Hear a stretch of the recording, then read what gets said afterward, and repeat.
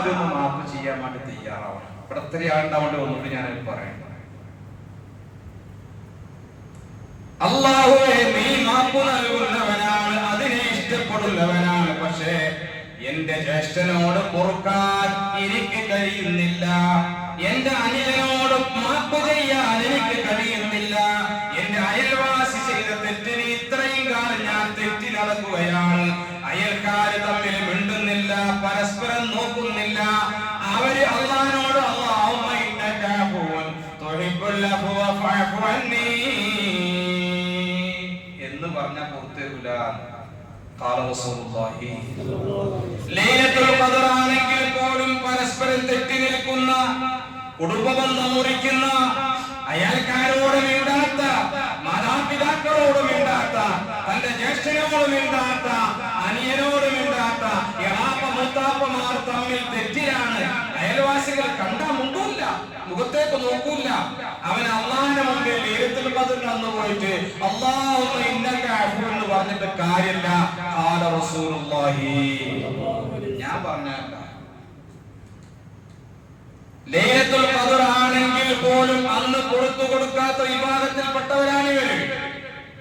അതുകൊണ്ട് പടച്ചോനെ, നീ മാപ്പ് നൽകുന്നവരാണ് എന്ന് പറയുമ്പോ നമ്മളെ മനസ്സിൽ വരണം, എന്റെ മനസ്സിൽ വരണം, ഞാനും മാപ്പ് നൽകുന്നവനാണ്. ആർക്ക്? എന്റെ അനുജന്, എന്റെ ജ്യേഷ്ഠന്, എന്റെ അയൽവാസിക്ക്, എന്റെ കുടുംബത്തിന്, എന്റെ സുഹൃത്തിന്, അവർക്ക് പൊറുക്കാൻ എനിക്ക് കഴിയും. എന്നിട്ട് ഞാൻ അല്ലാഹുവോട് ചോദിക്കണം, പടച്ചോനെ, നീ മാപ്പ് നൽകുന്നവനാണ്, മാപ്പിനെ ഇഷ്ടപ്പെടുന്നവനാണ്, എനിക്ക് മാപ്പ് തരണേന്ന് ചോദിക്കണമെങ്കിൽ നമ്മളെ കുടുംബങ്ങൾക്ക്, ഞാൻ ഈ പറഞ്ഞ എല്ലാവരും പെടും, നമ്മൾ ആരൊക്കെ ആര് തെറ്റി നിൽക്കുന്നുണ്ടോ മനസ്സിനോട് ചോദിക്കണം, എനിക്ക് ആരിനോടെങ്കിലും ദേഷ്യമുണ്ടോ, അല്ലെങ്കിൽ ആർക്കെങ്കിലും എന്നോട് ദേഷ്യമുണ്ടോ, അതൊന്നും മസ്ലഹത്ത് ചെയ്യാം.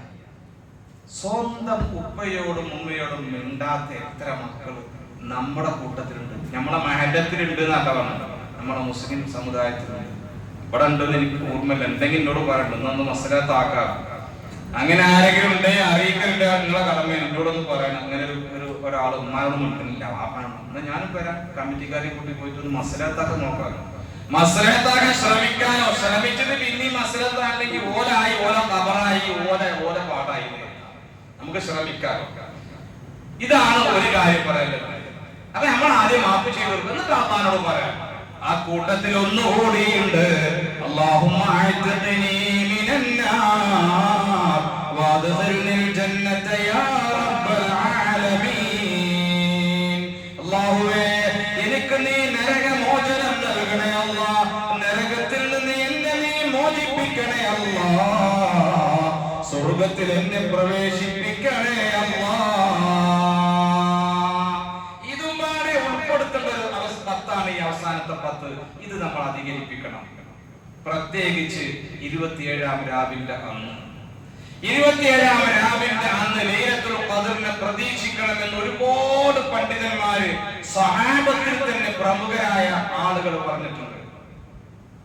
ഉമർ ബിൻ ഖത്താബ് റളിയല്ലാഹു അൻഹു 27 നിങ്ങൾ പ്രതീക്ഷിക്കണം. അതുകൊണ്ടാണ് പൂർവ്വകാലം മുതൽ 27-ാം രാവിലെ തെരഞ്ഞെടുത്തിട്ട് ഇവിടെ ഇരിക്കുന്നത്. ഒരു ദിവസമെങ്കിലും ഈ 9 ദിവസം, 21, 23, 25, 27, 29 ഒക്കെ പറഞ്ഞ എല്ലാ ദിവസവും കൂടെ ആളെ കിട്ടൂല. ഒരു ദിവസമെങ്കിലും ഒരു മഹല്ലത്തിലെ മുഴുവൻ ആളുകളും പള്ളിയിൽ ഒരുമിച്ച് കൂടി അന്ന് രാവിലെ മുതൽ നിങ്ങൾ ചെയ്യേണ്ട ഒരു കാര്യമാണ്, മരണപ്പെട്ടു പോയ നമ്മുടെ വാപ്പമാര്, ഉമ്മമാര് പള്ളിത്തോടും അറിയണം. 27 സുബഹിസ്കാരം കഴിഞ്ഞാൽ അന്ന് വൈകുന്നേരം പിറ്റേസൊക്കെ നമ്മുടെ പള്ളിത്തൊടുവിൽ ആള് വേണം, അർദ്ധരാത്രിയിൽ ആള് വേണം. എവിടെയെങ്കിലും സ്ഥലത്ത് ഒരാൾ യാസീൻ ഓതി ഫാത്തിഹ ഓതാൻ ആള് വേണം, ദുആ ചെയ്യിപ്പിക്കണം. ദാനധർമ്മങ്ങൾ, അതുകൊണ്ടാണ് 27 സ്വതക്ക ചെയ്യുന്നത്. എന്തിനായി സ്വതക്കയാണ് 27 കൊടുക്കാത്ത മനുഷ്യന്മാരുണ്ടാവൂല. തീരല്ലാത്ത എന്തെങ്കിലും കൊടുക്കും.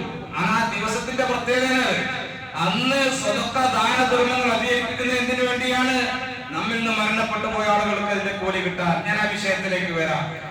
ലൈലത്തുൽ ഖദറിനെ സംബന്ധിച്ച് അല്ലാഹു സുബ്ഹാനഹു വ തആല നേരിട്ട് ഒരു സൂറത്ത് ഇറക്കിയിട്ടുണ്ട്. എല്ലാവർക്കും ഒരു സൂറത്ത്, സൂറത്തുൽ ഖദർ. ലൈലത്തുൽ ഖദർ എന്ന രാത്രിയെ നിഷേധിക്കാൻ ഒരു മുസ്ലിമിനും പറ്റൂല. അത് ഈമാൻ നഷ്ടപ്പെട്ടു പോകും, മുഅ്മിനാവൂല. കാരണം ഖുർആൻ പറഞ്ഞതാ, ഇന്നാ അൻസൽനാഹു ഫീ ലൈലത്തിൽ ഖദർ, ഇന്നാ അൻസൽനാഹു ഫീ ലൈലത്തിൽ ഖദർ. പരിശുദ്ധ ഖുർആനിൽ നാം ഇറക്കിയത്, അവതരിപ്പിച്ചത് ഖദറിന്റെ രാത്രിയിലാണ്. വമാ അദ്റാക മാ ലൈലത്തുൽ ഖദർ, എന്താണ് ലൈലത്തുൽ ഖദർ എന്ന് നബിയെ തങ്ങൾക്ക് അറിയുമോ? ലൈലത്തുൽ ഖദരി ഖൈറും മിൻ അൽഫി ശഹർ, 1000 മാസത്തേക്കാൾ ശ്രേഷ്ഠതയുള്ള രാത്രിയാണ് ഖദറിന്റെ രാത്രി. ലൈലത്തുൽ ഖദർ ഒരു മനുഷ്യൻ 83 വർഷവും 3 മാസക്കാലവും ഇബാദത്ത് ചെയ്യുന്ന പ്രതിഫലം, അല്ലെങ്കിൽ അത്രയും വർഷം 1000 മാസത്തോളം ഇബാദത്ത് ചെയ്യുന്ന പ്രതിഫലം ഒരു രാത്രിക്ക് നൽകുന്ന മഹത്തായ രാത്രിയാണ് ലൈലത്തുൽ ഖദർ എന്ന് വിശുദ്ധ ഖുർആൻ. എന്നിട്ടോ തനസ്സലുൽ മലായിക, അല്ലാഹുവിന്റെ മലായികമാർ ഇറങ്ങുന്ന രാത്രിയാണ്. വറൂഹു, ജിബ്രീൽ അലൈഹിസ്സലാത്തു വസ്സലാമിന്റെ നേതൃത്വത്തിൽ പ്രത്യേകമായ മലക്കുകൾ ഇറങ്ങുന്ന രാത്രിയാണ്. ബിഇദ്നി റബ്ബിഹിം, അല്ലാഹുവിന്റെ അനുമതിയോടുകൂടെ.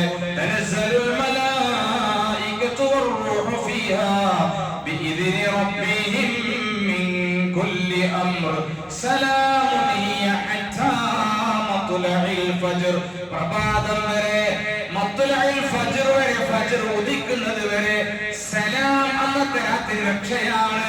ഒരു അഭിപ്രായത്തിൽ കാണാം, മലാക്കമാർ വന്നുകൊണ്ട് അസ്സലാമു അലൈക്കും യാ മുഅ്മിൻ, അസ്സലാമു അലൈക്കും എന്ന് മലാക്കമാർ, മലക്കുകൾ ഓരോ മുഅ്മിനെയും സമീപിച്ച് പറയുന്ന, സലാം പറയുന്ന രാത്രിയാണ്.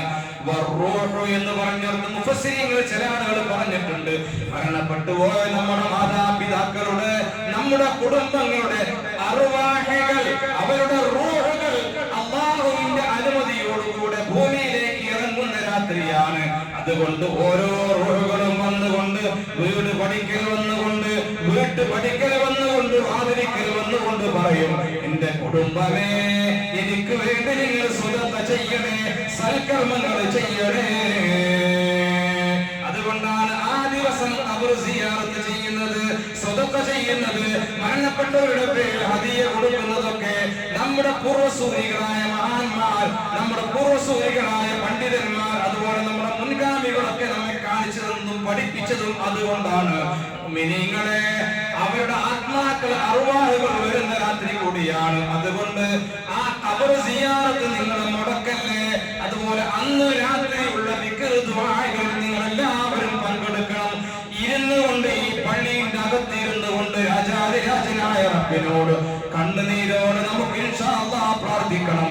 അല്ലാഹു തൗഫീഖ് നൽകട്ടെ.